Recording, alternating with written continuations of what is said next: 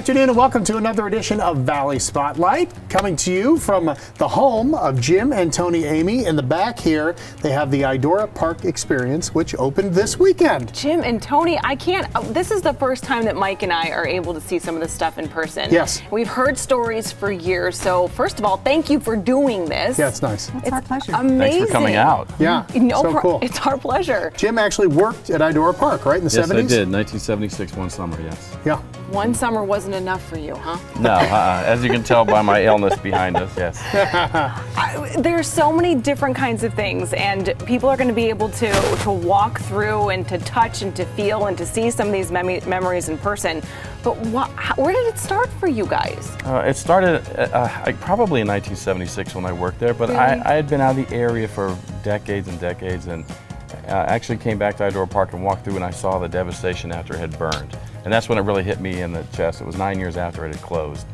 And I wanted to start collecting things from Idora Park from that point, and kind of convinced her. She's from California, but... You never got to go to Idora Park, right? Not while it was alive. My first time walking through there was the winter of 1993. How about that? My goodness. Your favorite thing in your collection is, I'll start with you. So for me, it's the Lost River boat. Why?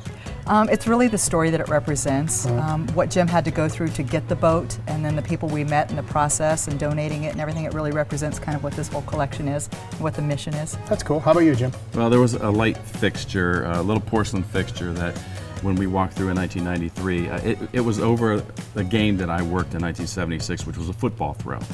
And when I saw it there, I said, I've got to take it. So I stole the thing. Idora was closed. I figured nobody would miss it. Please don't arrest Borrowed the thing. Yeah, borrowed it. But I'm not giving it back. For 40 years. So to me, that's the most important thing that I own. Tell people about this if they don't recognize the rocket. This is something. Okay, this rocket ship was not at Idora Park. The three that were at Idora, but it's identical. Okay. Made by the same company in Beaver Falls, PA. In 1948, it came to Idora Park. Idoras are in Indianapolis with a private owner. But there were three of these that went around like a circle swing from an 85-foot tall tower.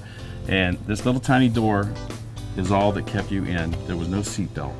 And that was the side that leaned down so that you were looking at the ground, and it was fun and scary at the same time. I bet it was. Fun and scary. Toni, you were just saying you guys do talks and things like that. We do, and I ask people how many people rode on this, and they'll all raise their hands, and I say, how many let your children ride? And several will, and I'm like, what are you thinking? There are no seatbelts. It's 85 feet in the air, and it's spinning around over a park over concrete. It's Yeah. You're way above today the you'd go to trees. jail for doing that. That's what we did. All right, the experience is open. We're going to talk more about it, but if people are tuning in, tuning out on this Sunday, tell them how to get here and what to do and all that great stuff. Or you can just go to the website. We'll fill you in on it in a second. You want me to say it? Okay. We are at 4450 South Turner Road in Canfield. And let's see, we are open from 12 p.m. till 6 p.m. July 1st, 2nd, 3rd, and 4th. There you go. All right, and they're finishing up this weekend. I know. You guys finish each other's sentences. We do. And support each other's dreams. It's We wonderful. do. Yes. It's a We do. wonderful thing. You know, former Indians player and current Scrappers manager Coco Crisp never got to Idora Park either, but he is the manager this year, and we were lucky enough to pull him aside. And of course, the first thing I had to ask him, what's some cool Valley things you've done so far?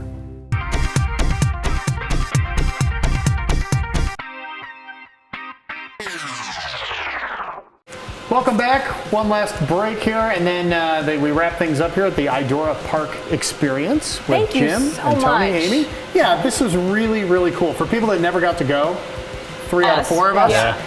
This is really, really neat for us. And I think, what are the reactions when the people come in? I mean, does it get emotional for people sometimes? Oh, yeah. Crying, laughing. We had two ladies that hadn't seen each other for 64 years. Overheard me talking to one, the other one was talking to Toni, and they said, wait a minute, where did you live? They had grown up together as little girls and then got married in their 20s and went off, hadn't seen each other in 64 years. They're crying and hugging. Families were here crying. Yeah, we get it all. Yeah, it's just Even laughing anger and- for what's missing. Yeah. And there are a few things that you guys still want, right? Yes, Yeah. definitely. What's the one thing that you really want out there? I don't know if we should mention it, but the last holy grail really is the elephant from the Lost River. Okay. And It was it's on the local. top, right? Yes, yes. And this is a We big love elephant. It's the size of an elephant. Like a life-size elephant. Yeah. And a local family has it. Yes, they do. They've had it since 1984. Yeah, and they've shown it to people too. It's not like it's been hidden in their basement. No, it's beautiful. They've had it restored. It's amazing. Yeah. Well, you guys have had one of the most popular things restored this Yeah, I was going to say, Yes. it's not like there's a shop back going on with a guy behind For us. no reason. That's the sound of the pig, right? This is Porky. Yes. What's Porky do?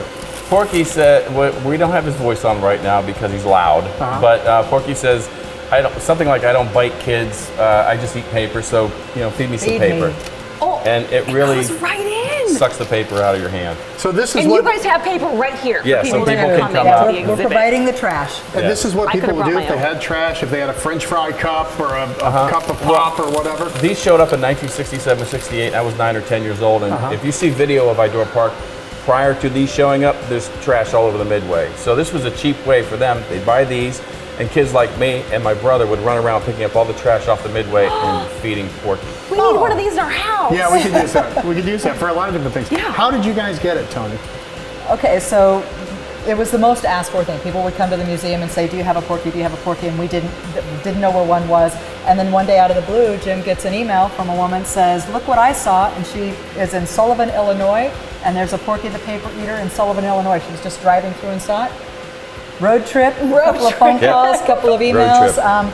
This is not the one that was in Sullivan. The woman who owned it actually allowed us to make a copy of the Porky face. Got it. And so Jim was able to replicate the Porky face from the original, and then he made the actual box and put it all together. We do have the original sounds from Idora Park. Those have been donated to us from Joyce A. Her husband ran the sounds at Idora Park. So when you come here on the 1st through the 4th of July, you can feed Porky, and you will hear Porky ask you to feed him. We got a couple more minutes. I want to tell people about the book. This is your, how many books have you written now? This is our second book, and we're working on number 3. Okay, and it's called Misadventures, Misadventures with the Idora Park Experience Ninja, which is kind of a character you guys made up. It's a character we made up. Because you guys don't make mistakes. No, we don't, but we do blame have it on ninjas somebody that else. throws I in the need mud a every ninja. time. I need a ninja. Well, what's it about? It's really a compilation of the stories of how we've acquired several of the artifacts and how we got started. With some People are always embellishment. asking, where did you get started? So Jim tells a real funny story, and then I tell you the truth. Okay. And we tell you a life lesson that we learned out of it, because this, if anything, has been a life lesson for us. It sounds like Mike and Lauren. Yeah. Real funny story. But we and then really Lauren with don't the truth. embellish too much. Like, our stories are that dumb that you don't even need to embellish them. Jim's a great storyteller, but he fabricates a little bit That's here and there, all right. including the ninja, That's and all so right. that's what it is. It's a story of this. Okay. If people are interested to come in next week, how should they do it? What do they do? Go online first? They can go online. They can buy advance tickets. Our website is theidoraparkexperience.com. Or you can just show up here. It's $7.50 to show up at the gate. We're open from noon to 6 each day, July 1st, 2nd, 3rd, and 4th. And kids 12 and under are free. Kids 12 and under are free. We want you to bring your kids and bring your pennies, nickels, dimes, and quarters, because we have an arcade and the games work, most of them, sometimes not. That's so and you can fun. actually win prizes. Such great stuff, you guys. We appreciate the invite out here, and really, we just invited ourselves to be We kind of did. Yes, that's what we do. Anytime. But everyone's welcome Thank at the Idora Park Experience, so.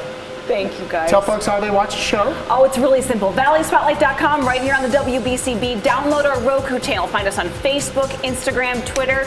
We're all over the place. It's like a bad penny. We turn up somewhere, right? That's right.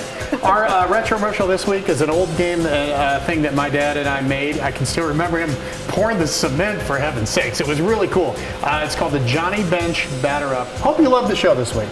That was a lot of fun. Thank you so much. Thank you. We had a Thanks so great much. time. Have a good day. And it's another homer for Johnny Bench. I've always believed you should do the best you can. That's why I feel good about recommending Batter Up to the parents of Little Leaguers. It's the best kind of batting practice for youngsters. It improves timing and helps develop a level swing. My name's on Batter Up, and I believe in it. I won't promise it'll make your youngster a big leaguer, but you never know. Batter Up by Fonus, the good sports.